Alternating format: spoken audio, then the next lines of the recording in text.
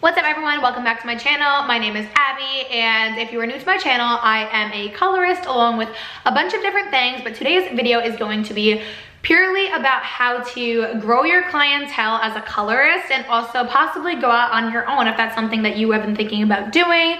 I get so many DMs. How do I grow my clientele? I'm a new colorist. How should I know if I'm ready to go to beauty school? If you guys noticed, this is my second video this week, so I try and be as consistent as possible. We started YouTube in November. We try to do our own little vlogmas. We've been doing once a week since December, which it is a lot more work than I think I realized, or most people that don't do YouTube realize, especially I do have a more than full-time job as my own boss, as I'm about to get into, so that does take up a lot of my time, but I really do want to start posting more. I do want to start doing twice a week. I'm going to follow that as close as I possibly can. So if you are interested in all things hair, but also home decor, vlogs, all that stuff, please make sure to hit that red subscribe button down below. And if you want to hear on how I became a successful colorist and I became my own boss, please make sure to keep watching. So for those of you that do not know, I went to beauty school in 2013. In New York itself, it's an 1,000-hour program.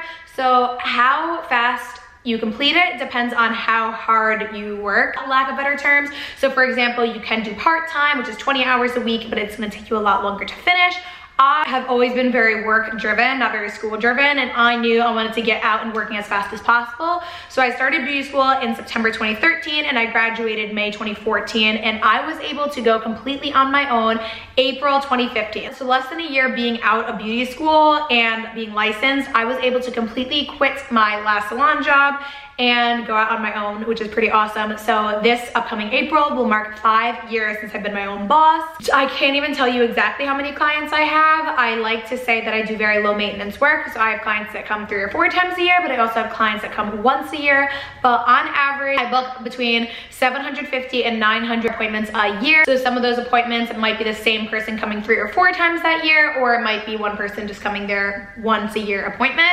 But yeah, I don't have an assistant. I do not double book unless they're like sisters and want to double book. So I like to say that I am pretty busy. I did work at salons before going off on my own, but I actually never made it out of the assistant phase. With lack of a better word, I was doing more than assistant work. A lot of salons want you to be an assistant for a very long time before going out on the floor, which I completely understand. I think most of the time it is for your best interest, and it is to make sure that you would be able to support yourself on a commission salary. But towards the end, I was bringing in my own clientele, and I was either doing it at home at my dad's house, or I was bringing them, I would go in early to the salon and like do a client in the morning with their permission, of course. So I was ready to be on my own, but they wanted to keep paying me $50 a day, which, you know, kind of slave labor, it's fine. Altogether, I worked at 3 different salons. I worked at one salon while I was in beauty school on my days that I was not in school. I worked at another salon, my second salon, for around 6 months, and then worked at the last one for around 6 months. So I worked at salons for over a year, and I definitely would say that's a very good idea. During that year working at a salon, if I wasn't at the salon, I was practicing on my sister, on my friends. I was looking up YouTube videos. I was playing on my own hair. I was really like full throttle into it, going to education classes, really just going hardcore because I knew I wanted to become a colorist full-time as quickly as possible. I quit my last salon job in April of 2015, and then I had an in-home salon at my dad's house until April or so of 2017. So almost 2 full years I did it full-time out of that. And then I started with Solo Salon Studio. So for those of you that are not familiar with it, that are always asking on my hair videos, like, what is this place? Do you have a little room? Basically, think of if you've ever been to a medical building, if you've ever gone to a doctor's and every room is a different doctor, that's completely the same idea. I do not have a boss, I have a landlord, I do not have coworkers, I do not have coworkers, I have neighbors. So basically kind of like an apartment complex, but for hair. I love it. I would never go back to not being my own boss, so it's great because it's kind of the best of both worlds. I've never really had the desire to have an actual storefront. For me personally, the reason being is because the rent is astronomical, but you also have all the cons of owning property. So basically, in my opinion, with an apartment, the con is that you're paying money towards something that you'll never necessarily own, but the pros are that if something breaks, you don't have to pay to fix it. So storefronts on Long Island, and this might not be all of them, but it's the ones that I looked into, you're paying double a house mortgage for rent but you pay completely to renovate it. You pay completely if something breaks, the utilities, all these things where I'm just like, With Sola, I pay a set amount weekly and everything is covered. So whether I work 0 hours a week or 80 hours a week, I pay the same exact amount. So no extra for utilities. It includes the Wi-Fi, security, just like all these different things where like I'm basically covered.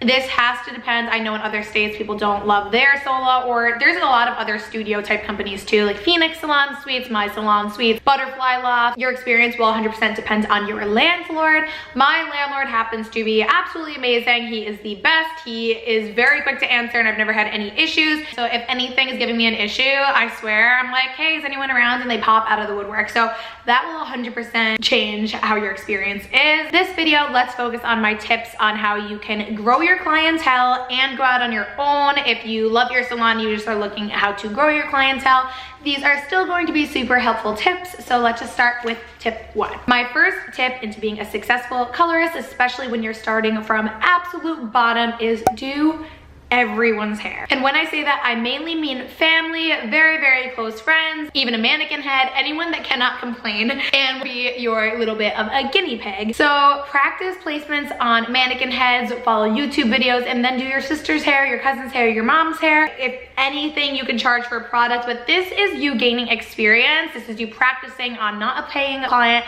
And also this is building your portfolio so you don't crap your pants when someone contacts you, because doing something for the first time, no matter how many videos you've watched, no matter how many times you've thought about the way that you would do it, it's very scary. And the only time you're really going to understand how it's going to be doing it on someone's head is in person. So don't wait to do your first balayage until you're either at a salon and your boss hands you one, or until someone contacts you for one. Do it on other people. So my very, very first balayage was on my dear sister's hair. I had this beautiful, long, strawberry blonde hair, and she wanted a subtle balayage. I can insert a picture here.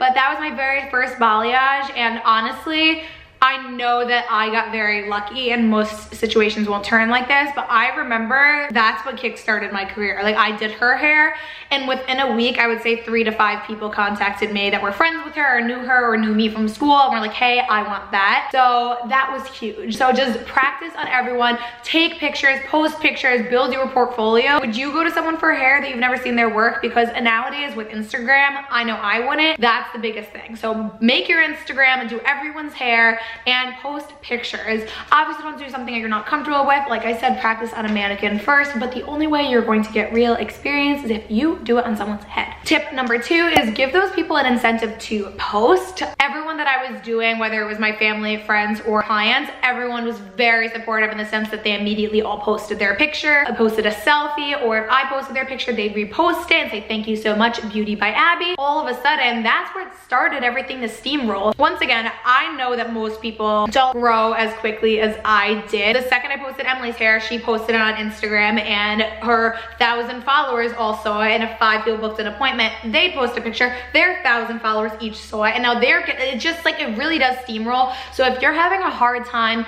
getting people to post, I have seen some colorists post something like $5 off your next appointment if you post a picture and tag me. So give those people an incentive to post, because that is your free advertising. Tip number 3, and this is something that I 100% did and I would recommend. So this is what works for me. Run promos. So I haven't ran a promo or a deal since then, but this is 100% what got people through the door. Listen, charge what you're worth. Never let someone bully you into a discount. But when you are brand new, you need to give someone a reason to go to you and not the salon that's been doing this for years. If you're charging $200 right off the bat, and so is the salon with very seasoned stylists, they're gonna go to that salon. So I don't wanna say completely what my prices are, but I live on Long Island, New York. Things are definitely a little bit more expensive. But when I first started, I still remember to this day, I had this very specific format on my notes, and I would post it on my Instagram, and it said spring special. So that is very important, because you do not want to just say these are my prices, because then if you go to raise them,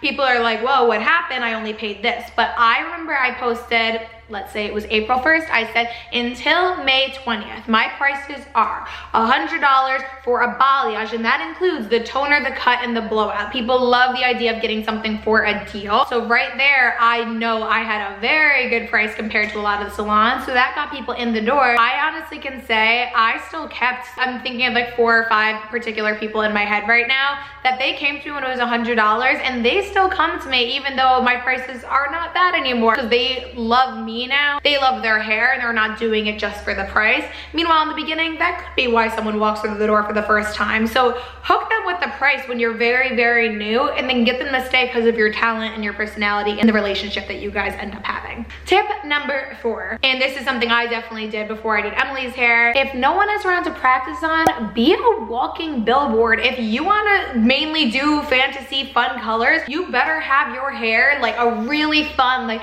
purple or red or something like that, and go out with this styled, because then when you're at Stop and Shop and you have this insane long curled mermaid hair and someone's like, oh my god, I love your hair, where'd you get it done? You can say, oh actually I did it myself, I am a colorist, here's my business card, here's my Instagram. You know how they say like dress for the job that you want, dress for the part of the clients that you want. So if you want people, you want like bobs, have a bob. If you are doing eyelash extensions, have eyelash extensions. You want people to be like, you have that, I love it, and then they want to come to you when they hear that you do it yourself. Number 5, social media. Not to say that I don't try hard on my social media, but I know I could definitely try even harder. But the tips that I'm about to say are tips that I do follow. Post frequently. So I honestly post 99.9% of people that sit in my chair, because I know me personally, if I went somewhere and they posted all the time and they didn't post my hair, I'd be like, okay, well they obviously didn't like the work that they put out. And I actually hear that a lot more from clients than you would think. People are like, oh, I hated the time I got my hair done last with this one person. And I was like, oh, do you have a picture? And they're like, no, she didn't even post one.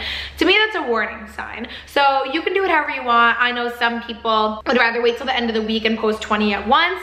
I have a very good system. I don't have breaks in between clients. So my client 9 out of 10 times is already sitting in my chair when that one person leaves. First person leaves and the second person sitting in my chair, I walk up to the front where the best lighting is to take my picture. On the walk back to my studio, I am posting that picture because I know they're sitting in their car and they're so excited. They want to see their hair because they also want to know that you're excited about it. Think of some cute captions. Listen, my captions used to be way cuter when I first started because it's been 5 years. There's only so many damn captions that I could write and say ice ice baby or Elsa who. There's only so many captions. So I've seen so many different ways of captions that I like, whether there's no caption at all, or whether people kind of break down how they did it, or whether there's some cute like not everyone goes dark for the fall. Like there's just so many different ways that you could do it, but people do love those captions. Take it in a very good lighting. I have this specific spot where I always take my pictures. If you're a colorist, you know lighting is the most important thing. You don't always want to go directly outside because the sun is orange and it is going to reflect warm 99% of the time, and you also don't want to be in fluorescent office lighting. So I like to go right in front of a window or a door. People always say that car lighting is the best. If you ever want to know what your hair color truly looks like, look at it in the car because you have the shadow from the top, but you're also getting the light at all angles. So post frequently, good lighting, cute captions. Number 6, and I feel like I'm gonna get into a tangent with this. I could make a whole other video on like the process and how to keep people happy and what to do if someone is unhappy and staying professional and all those things, but under promise and over deliver. So this is huge right now in the age of Pinterest, where there are millions of people with silver and gray and edited hair walking around. Half the time it's wigs, but you have to be honest and tell people what they can expect. The reason I feel like a lot of people end up so unhappy, they'll have black hair and they're like, I want white hair, and the people just want to get them in their chair and they're like, yeah, that's fine, and then they wait to turn them around and their hair is caramel and the client's freaking out and they're like, oh, well, it's gonna take a couple sessions, and they're like, well, I already just like, you need to be upfront. So I do all of my consultations through text. I don't like phone calls. I just feel like it's easiest. I get pictures, I can send pictures back. So I can't tell you how many times someone texts me and they'll be like, hey, here's my hair now, black box dye, here's what I want, my hair. And that's when I'll be like, listen, I'm telling you right now, that isn't going to happen in one session. The best thing to do is do it in session. Here's a picture how I would expect it to lift in one session. You can't promise things that you don't know. Everyone's hair is completely different.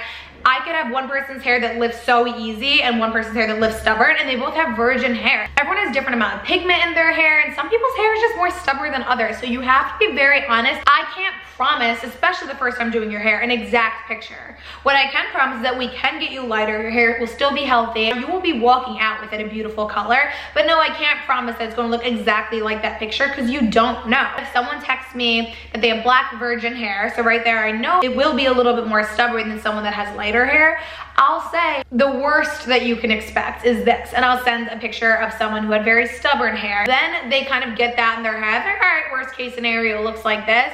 And then when they see it, 9 out of 10 times it did get a little lighter and it's still healthy, and they're so happy because I just warned them that the worst case scenario is that it might not be just quite as light. So always under promise and over deliver. Don't just promise things to get someone in their chair, because that is when you're going to have an extremely unhappy client who kind of feels like they were lied to. And a lot of times it's not their fault. They really don't know. I had a client yesterday who had never dyed her hair before, black virgin hair, and she didn't know that it would take sessions. So I explained it all via text.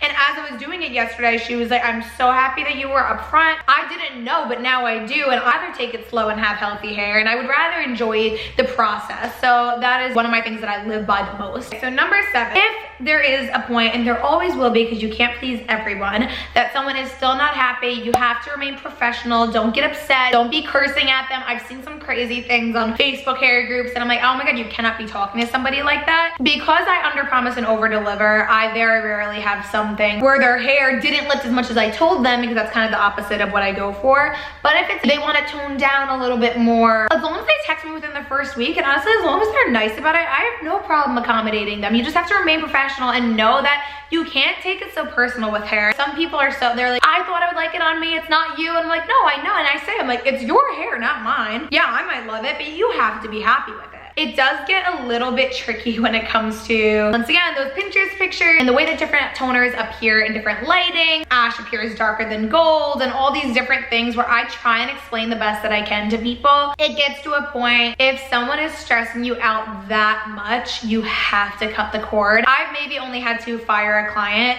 5 times within the last 5 years. Very, very rare. But sometimes people just really aren't happy, or they don't respect you, or they don't think. There's so many things that go into it, but at the end of the day, I don't care if you're a neurosurgeon. Until you went to beauty school, you don't know hair. So that's why I have no problem sitting there and telling blue in the face explaining something to you. But you will get those couple people that think like, oh, it's just hair. Why don't I get it? Like, well, why can't a toner be permanent? Well, why can't you just make me blonde in one day? And the people that you can just tell have no respect for your profession and just don't believe you, you don't really need them in your clientele. That's not someone that you want. Of course, I want to explain everything the best that I can. I have clients that are lawyers, doctors, and they're like, you know what? You went to hair school, so I trust you. So remain professional, have that backbone. If someone is causing you more trouble than it's worth, and you have anxiety knowing that they're coming in, you do not need them in your clientele. Like, that is just not okay. Also with that, don't take it personal and don't be competitive anywhere you are. There are enough girls that want their hair done. Don't be that hairdresser that's like, oh, I heard of her, she sucks. Listen, I'm sure no matter where you are, people get petty, and I know that there are certain people that don't like me, and I try not to say anything back, because once again, the people that are trying to gossip to you about someone else usually would go back to that person and tell them what you said as well. So unless it's something that you wouldn't say to their face, don't say it to a client. The world is very small. Just don't repeat things, keep it to yourself, and you just come out on top. Especially if someone's like, oh, well, so-and-so said this, and this about you. I'd be like, oh, I haven't heard of her yet.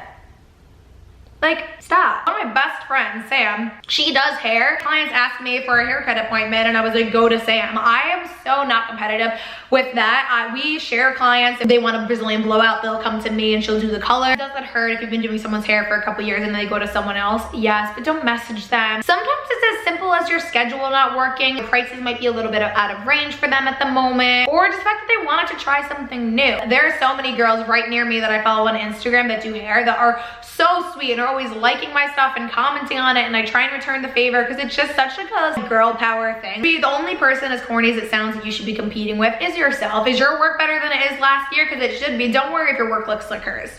Just focus on yourself, focus on your client. Don't worry about stealing her clients, and don't worry if she's trying to steal your clients, because if they're your good clients, they're not going anywhere. So just don't be competitive. Number 8.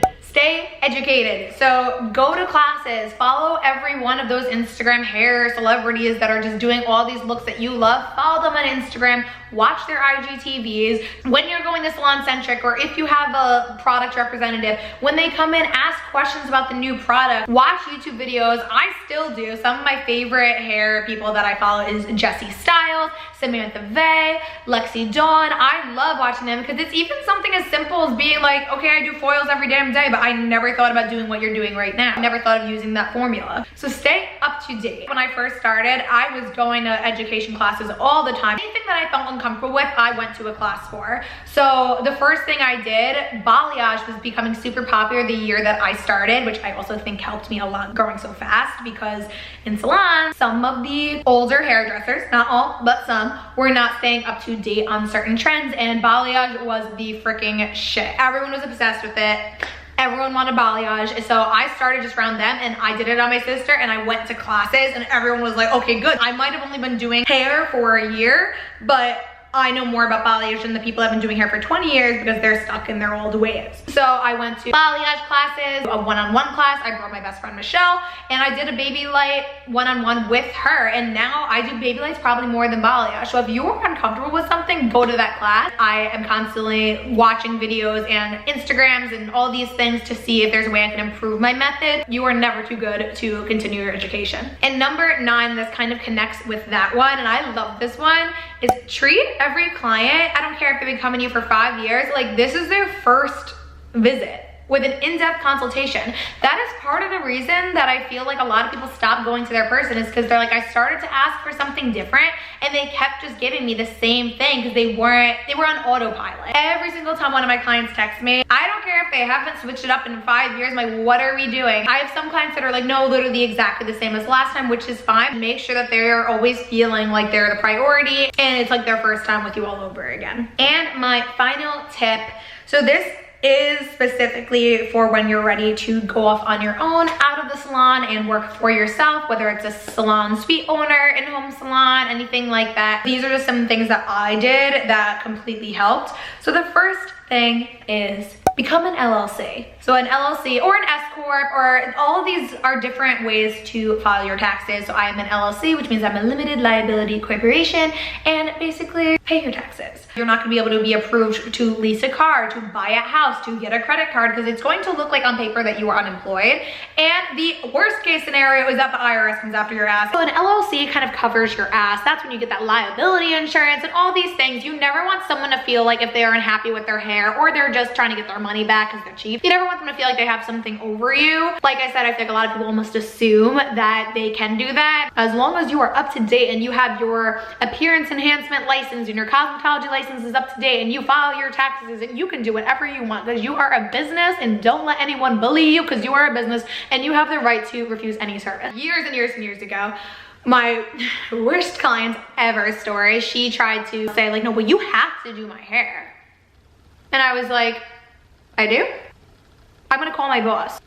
Oh, he said I didn't. No, you do not have to do anyone's hair. Don't let them bully you. You could do what you want. As long as you are doing all these things, no one can hold anything above your head, because you have the right to refuse service and you have the right to cut ties with anyone that makes you feel like you hate your job, because this is a job that you will get burnt out if you are not surrounding yourself with people that you love. And that's why I love to surround myself with all clients that I love. Even if me and Vinny got super rich from God knows what, I always say I would still do hair a couple times a week because I love it. You will burn yourself out if you're saying yes to everyone, because they aren't worth it sometimes. Send them to a salon you don't like. That's what I do. So this is a major tip, and this is something that a lot of people have been DMing me and asking me, how do you know you're ready to go off on your own? I love budgeting. I'm a psycho budgeter. So if anyone wants a video all about that, about how we save to get a house and pay for our dream wedding, go on a honeymoon and all these things, I would love to do a budgeting video because I'm huge with that. So let me know if that's something that you guys would be interested in.